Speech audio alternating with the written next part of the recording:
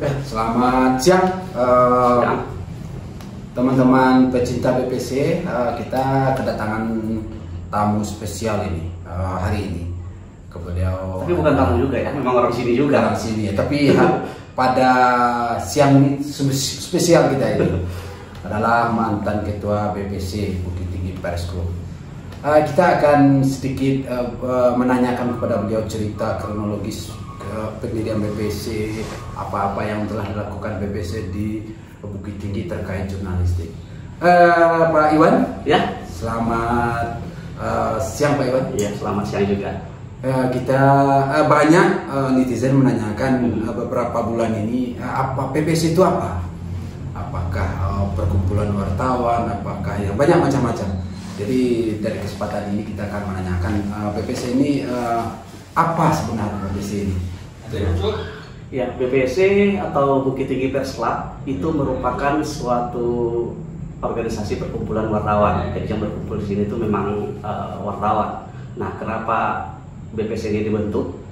Itu karena pada masa itu tahun 2013-2014 itu memang organisasi wartawan itu tidak ada satupun yang aktif.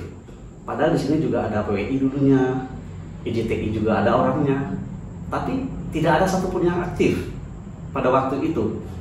Nah, jadi cikal bakal BPC itu sebenarnya kita mulai dari tahun 2012. Itu kita para wartawan sering berkumpul. Nah, karena ada organisasi yang tidak aktif ini, bagaimana kalau kita membuat suatu perkumpulan agar ada suatu wadah yang bisa sebagai tempat untuk kita berkumpul, buat berita, kemudian cerita-cerita, dan juga membahas berita. Makanya dibentuk BPC, Bukit Tinggi Pers Club. Oh iya, jadi BPC ini adalah perkumpulan wartawan ya? Jadi selama 2013 ya? 2013, apa saja yang dilakukan di Bukit Tinggi? Ya, tahun 2014 kita itu membuat akta notaris ya. Pada bulan Mei 2014 kita membuat akta untuk lebih legal. Kemudian event pertama kita itu tahun 2015. Itu event pertama kita event nasional. Waktu itu kita menggandeng Kemenpora Pak Imam Nahrawi. Itu pada bulan Februari 2015. Waktu itu Hari Pers Nasional tahun 2015 kita mengundang Pak Menpora. Acaranya waktu itu senam di Jam Gadang, kemudian jalan santai menuju lapang kantin. Nah, di lapang kantin itu kita dialog bersama masyarakat, kemudian pecinta olahraga, kita dialog bersama di sana. Dan yang lebih membanggakan di sana itu untuk pertama kalinya seorang menteri itu menggunakan baju BPC. Kita senang. Kuat sekali. Jadi Pak Menpora Imam Nahrawi itu orang yang pertama memakai baju BPC. Jadi event itu nasional. Menteri ya? Iya, menteri ya? Iya, kemudian tahun 2015 juga, itu pada bulan Mei, itu kita juga mengadakan event nasional juga. Itu kegiatan BNX. Itu semua provinsi datang. Kemudian ada sekitar berapa ya? Ada ratusan peserta. Waktu itu kita juga menggandeng anak-anak sekolah. Itu acara BNX Heroes.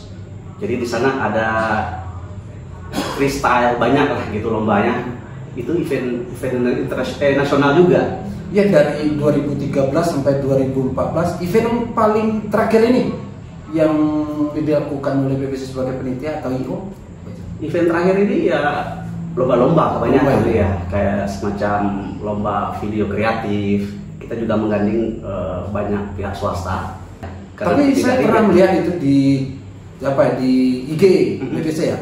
Itu waktu itu ada festival Lato-Lato ya. Itu sangat booming sekali di Bukit Tinggi itu. Ya, karena itu kita melihat bahwa waktu itu memang lagi viral ya Lato-Lato, dan kita memanfaatkan momen itu, kemudian kita kerjasama dengan pemerintah dan akhirnya terlaksana pada tahun 2023 ya. 2023 Mas. Iya ya. 2023 waktu itu pesertanya juga lebih 100 ya kalau nggak salah. Ada juga dari luar provinsi. Cukup banyak juga. Hadiahnya juga cukup banyak. dan cabang-cabangnya juga banyak. Ya, kembali kita ke profesi BBC ya, sebagai jurnalis ya. Tadi kita lomba-lomba yang lalu. Jadi kita kembali kepada profesi jurnalistik.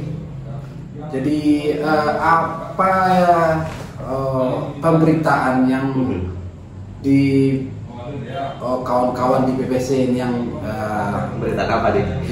spektakuler lah gitu ya, dalam pemberitaan, dalam konteks pemberitaan Spektakuler. ya, Yang mungkin jadi sorotan Jadi banyak ya, sorotan di publik. karena BPC gitu. ya BBC. Tahun berapa ya? 2015 juga kalau nggak salah itu. 2015 atau 2016 ya, pas ya. Itu kita membongkar peredaran minyak Ya. yang melibatkan oknum tertentu. Nah itu sangat luar biasa dan menjadi sorotan publik waktu itu. Dan kita juga banyak dikenal melalui dengan pemberitaan-pemberitaan tersebut. Yang paling menonjol sepertinya itu. Pertama pernah saya juga baca di media ya, waktu viralnya Mugi di Bukit Tinggi. Itu kayaknya sepertinya BBC berperan aktif untuk pemberitaan pagi siang malam itu. Itu bagaimana itu gitu? Iya, karena anggota BBC ini kan banyak, bukan hanya 1-2 orang, dan dari media juga bervariasi. Ada cetak, ada online, ada elektronik, semuanya banyak, dan mereka semuanya ke lapangan. Jadi apa yang ditemukan di lapangan mereka rekam, kemudian kita kumpulkan menjadi satu. Nah kemudian kita posting di IG BBC. Gitu ya. Iya, makanya kegiatan ada peristiwa-peristiwa ada di BBC ya, karena kita memang anggota kita memang banyak, ada di lapangan tersebar. Bahkan ada juga netizen yang mengirim video, mengirim foto, mengirim informasi apalah gitu, yang ditindaklanjuti. Itu cukup banyak juga. Iya, banyak ditanya di IG BBC ya. Apakah boleh kami melapor ke BBC itu?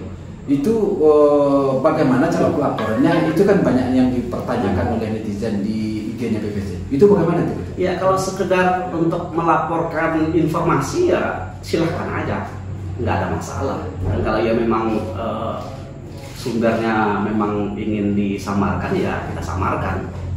Itu kalau untuk informasi awal bisa melalui IG, bisa. Atau kalau memang lebih bagusnya memang harus datang ke sekre kita ini, Bukit Tinggi Pers Club.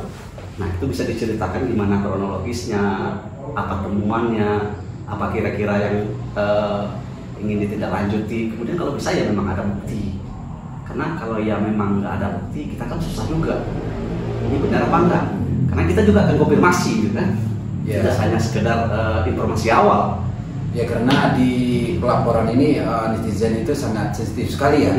Ya karena latar belakang ada yang pelaporan ke pihak lain itu tidak ditanggapi. Sejauh ini pelaporan masyarakat atau pengaduan masyarakat atau informasi dari masyarakat, tindak lanjutnya dari BBC itu sudah seperti apa? Ya tidak lanjutnya ya kita sampaikan kepada pihak yang berwenang. Misalnya kalau ada fasilitas umum yang rusak, kita sampaikan kepada dinas terkait agar itu diperbaiki.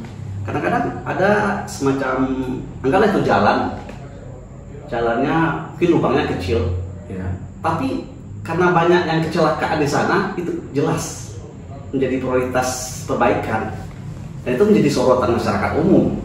Makanya kita sampaikan, Pak, ini jalannya seperti ini, banyak kejadian ini, nah kita sampaikan seperti itu. Gitu. Apa penyampaian secara lisan atau beritanya yang dibikin dulu? Itu bagaimana? Beritanya dulu atau penyampaian lisan? Bagaimana? Ya tergantung sebenarnya sih. Kalau itu memang seksi bagi wartawan, kadang-kadang ya itu diberitakan. Tapi kalau misalnya ada